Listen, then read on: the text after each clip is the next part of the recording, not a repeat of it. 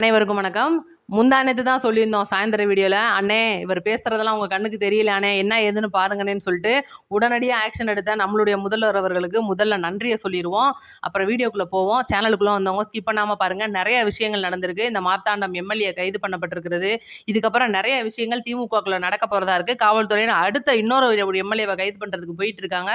Skip பண்ணாம பாத்தீங்கன்னா விவரமா புரியும். இவரை கைது பண்ணது பாத்தீங்கன்னா ஒரு மிகப்பெரிய போராட்டம்லாம் வெடிக்கும்னு சொன்னாங்க. அதெல்லாம் ஒரு ஆணியும் புடுங்கல. முதல்ல தூத்துக்குடி எம்எல்ஏ என்னெல்லாம் பண்ணினாரு அப்படின்றத நான் முந்தா நேற்று வீடியோவில் தெளிவாகவே பேசியிருக்கேன். நம்மளுடைய முதல்வர் அவர்கள் வந்து சட்டசபையில் கதவை மூடி வச்சுக்கிட்டு தான் இவங்கள்ட்ட எல்லாம் பேசணும்னு சொல்லியிருப்பாரு. கரூர் மேடையில் பார்த்துருப்பீங்க. பேச சொல்கிறாங்க, பேசுனா எந்திரிச்சு போகிறாங்கன்னு சொல்லிட்டு கிண்டலாக பேசிக்கிட்டு இருக்கும்போது, இந்த இவங்கள்ட்ட எல்லாம் பேசணும், எதிர்கட்சிக்காரங்கள்ட்ட பேசணும் அப்படின்னா சட்டசபையோட கதவை மூடி வச்சுக்கிட்டு சபாநாயகர் உத்தரவிட்டாருன்னா சட்டசபை கதவு மூடி வச்சு நம்ம பேசுவோம்னு சொல்லும்போது, அதுக்கே பார்த்தீங்கன்னா ராசா இந்த மாதிரி ஆட்கள்லாம் அது எப்படிங்க சட்டசபை கதவு மூடுவீங்க, கதவு மூடிட்டு எங்களை உள்ள வச்சு நல்லா பொழக்கலான்னு பார்க்குறீங்களான்னு சொல்லிட்டுலாம் ரொம்ப பயந்துருப்பாங்க. அந்த ஒரு நிகழ்வை எடுத்து இந்த தூத்துக்குடி விளாத்துக்குளம் எம்எல்ஏவான மார்த்தாண்டம் அவர்கள் தெரியாதனமாக வாயை விட்டுட்டாப்ல. என்னன்னா, அப்படி எங்களை கதவு மூடி வச்சுட்டு உள்ளே பேசுனீங்க அப்படின்னா நாங்கள் உங்களை எலும்பெல்லாம் உடைக்க வேண்டி வரும்னு சொல்லிட்டு வன்முறையை தூண்டும் விதமாக பேசியிருந்தாரு. இதை நம்ம தனிப்பட்ட முறையில் கண்டிச்சிருந்து இந்த எம்எல்ஏக்கு தக்க தண்டனை கொடுக்கணும்னு சொல்லிட்டு நம்ம கேட்டிருப்போம். ஏன்னா ஆல்ரெடி அனிதா ராதாகிருஷ்ணன் மோசமாக நம்மளுடைய முதல்வர் அவர்களை ஒருமையில பேசி சில ஆபாச விஷயங்கள்லாம் சொன்ன உடனே கைது பண்ணாங்க. ஈவினிங்கே பார்த்தீங்கன்னா முன்ஜாமீனில் விட்டுட்டாங்க. ஆனால் பார்த்தீங்கன்னா இந்த மார்த்தாண்டம் அவர்களுக்கு அந்த மாதிரிலாம் எதுவுமே கிடையாது. கோர்ட் வந்து முன்ஜாமீனை மறுத்திருக்காங்க. அவருடைய சுகர் பிபி மாத்திரையை கூட உள்ளே கொண்டுட்டு போகக்கூடாது அப்படின்ற ஒரு தகவல். எதுக்காக அப்படின்றதே நான் சொல்லிடுறேன். உதாரணத்துக்கு இப்போ அவருடைய உரிமையாளரோ இது உதவியாளரோ யாரோ வந்து மாத்திரை கொடுக்குறாங்கன்னு வைங்க, அது ஏதோ ஒன்று சொல்ல முடியாது. சில சம்பவங்கள்லாம் ஏதோ ஒன்று நடந்து ஒரு மயக்கமோ ஒரு ஏதோ உடம்பு சரியில்லாமல் போயிடுச்சுன்னா என்ன பண்ணுவாங்க? பழி யார் மேலே போகும்? காவல்துறை மேலே போகும். அதனால பார்த்தீங்கன்னா அவருக்கு உடல் முழுக்க நாங்கள் செக்அப் பண்ணி அவருக்கு என்ன வியாதி இருக்கோ அத்தனையும் நாங்கள் மருந்து மாத்திரை வாங்கி கொடுத்துக்குறோம். நீங்கள் உள்ள ஒரு ஆள் வரக்கூடாதுன்னு சொல்லிட்டு பற்றி விட்டாங்க. இதுதான் நடந்திருக்கு. இந்த ஒரு விஷயம் பார்த்தீங்கன்னா இன்னைக்கு திமுக சைட்லேருந்து ஸ்டாலினுக்கு மிகப்பெரிய அதிர்வலை. நேற்று தாப்பா நான் லண்டன்லேருந்து வந்தேன், வந்த உடனே நெஞ்ச பதப்பதக்க வைக்காதீங்கப்பா, நான் திருப்பி லண்டனுக்கே போயிடவா அப்படின்ற மாதிரிலாம் இன்னைக்கு அவர் யோசிச்சுக்கிட்டு இருக்கிறாப்ல. ஏன்னா நேற்று தான் கோபாலபுரம் வீட்டில் ஏகப்பட்ட பஞ்சாயத்து நான் காலையில் வீடியோவில் தெளிவாக சொல்லியிருக்கேன். அதுங்களையும் பார்த்தா விடிஞ்சோடனே இந்த மாதிரி ஒரு விஷயம் அப்படின் போது மனுஷன் ரொம்ப பித்த உடம்பு என்ன ஒன்று டப்புன்னு தூக்கிடுச்சுன்னா என்ன பண்ண போகிறது? ஏன்னா அடுத்து உதயநிதி அவர்களுக்கு வழக்கு வேற ரெடி ஆகிக்கிட்டு இருக்கு. ஏகப்பட்ட வழக்குகள். ஜாபர் சாதிக் வழக்குல நம்ம உதயநிதி அவர்கள் தான் முற்றுப்புள்ளி.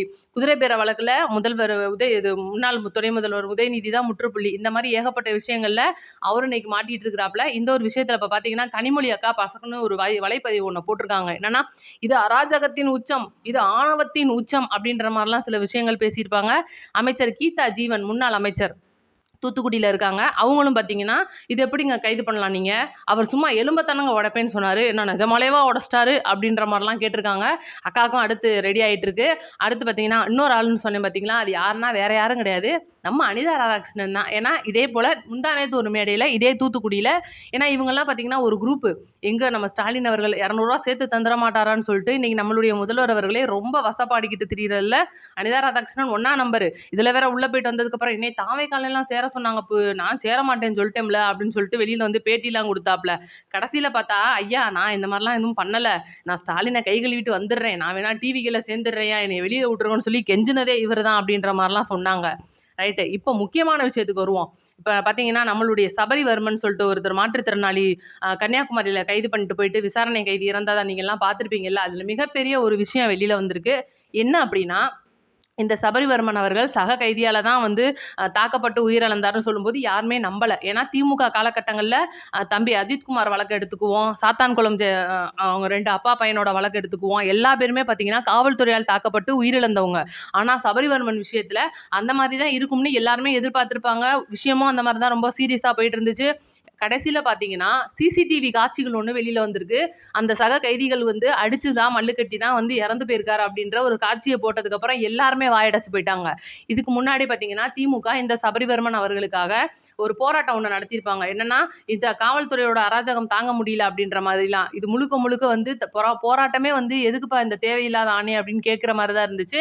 ஏன்னா அது வந்து சக கைதிகளால் உயிரிழந்த ஒரு விஷயமா சிசிடிவியோட ஆதாரங்கள் அடிப்படையில், ஒருவேளை சிசிடிவி இல்லைன்னு வைங்களேன், கடைசி வரைக்கும் இந்த மாதிரி தான் உருட்டிட்டு இருப்பாங்க.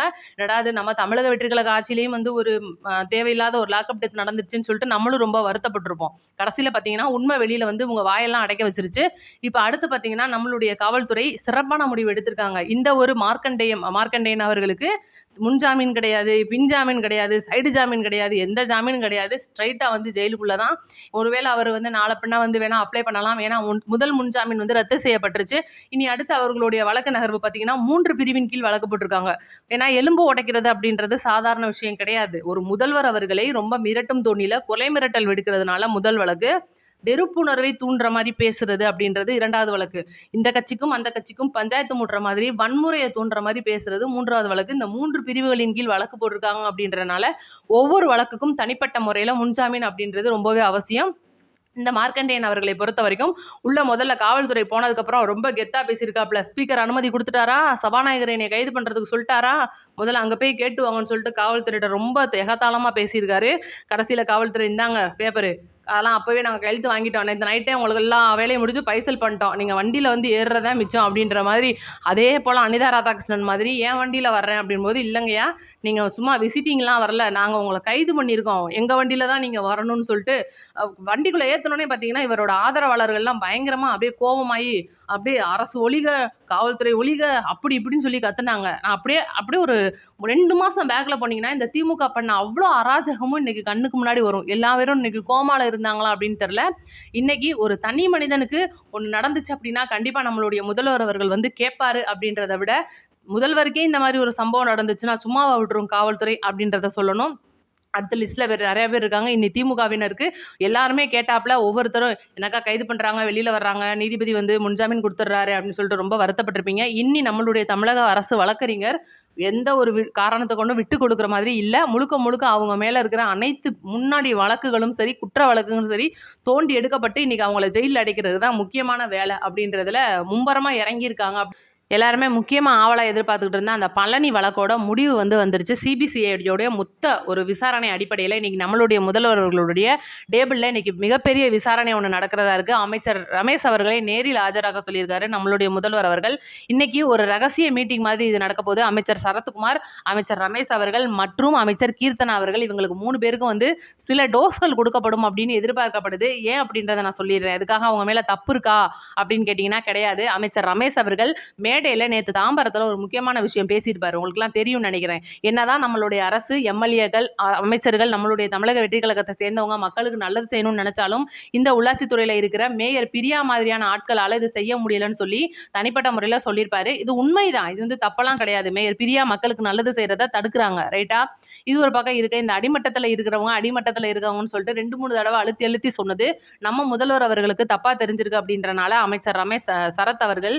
2வது பார்த்தீங்கன்னா கீர்த்தனா அவர்கள் வந்து மேலும் அவங்களுடைய தொழில்துறை சம்பந்தப்பட்ட 2 முதலீடுகள் கொஞ்சம் இழுபறியில் போயிட்டு இருக்கு அப்படின்றனால அவங்க பக்கமும் ஒரு விஷயம் இருக்கு அப்படின்னு சொல்லியிருக்காங்க.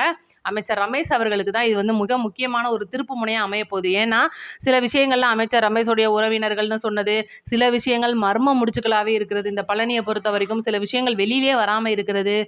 சார்பதிவாளரை கைது பண்ண போகும்போது அவர் திடீர்னு வீட்டில் இல்லாமல் போகிறது, நிறைய விஷயங்களில் சில சம்பவங்கள் போயிட்டு இருக்கு. இது ரமேஷ் அவர்கள்ட்ட கூப்பிட்டு நம்மளுடைய முதல்வர் அவர்கள் விளக்கம் கேட்கறதா இருக்காங்க. இந்த விஷயம் முடிஞ்சதுக்கப்புறம் நான் என்ன ஏது அப்படின்றத உங்களுக்கு நான் அடுத்தடுத்த வீடியோக்கள் வந்து தெளிவாக சொல்கிறேன். நோட்டிஃபிகேஷன் ஆன் பண்ணி வைங்க. தயவுசெய்து நம்மளுடைய வீடியோக்களை ஷேர் பண்ணி விடுங்க. உங்களுடைய கருத்துக்களை மறக்காமல் கமெண்ட்டில் சொல்லிட்டு போயிருங்க. நன்றி, வணக்கம்.